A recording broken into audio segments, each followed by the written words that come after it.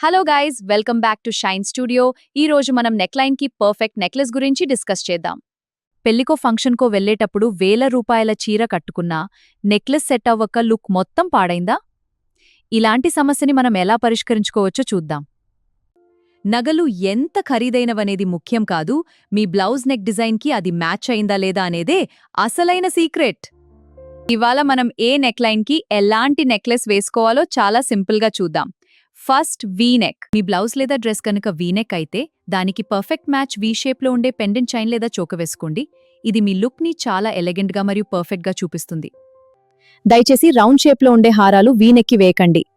ఇక second type boat neck. ఈ మధ్య కాలంలో ఈ డిజైన్ చాలా ట్రెండింగ్లో ఉంది కదా. బోట్ నెక్కి మెడకి అతుకుపోయే చోకర్లు అస్సలు వేయొద్దు. దానికి బదులు లాంగ్ హారాలు లేదా పొడవాటి చైన్స్ వేయండి.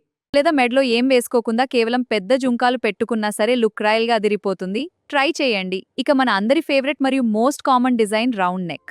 రౌండ్ నెక్ బ్లౌజ్లకి గుండ్రంగా ఉండే చోకర్లు లేదా కాలర్ నెక్లెస్లు పర్ఫెక్ట్గా సెట్ అవుతాయి. ఆ నెక్ లైన్ కర్వ్ ని ఫాలో అయ్యేలా నగలుంటే మీ లుక్ చాలా క్లాసీగా నిండుగా కనిపిస్తుంది. గుర్తుపెట్టుకోండి, నెక్లెస్ హెవీగా ఉంటే ఇయర్ రింగ్స్ సింపుల్ గా ఉంచండి.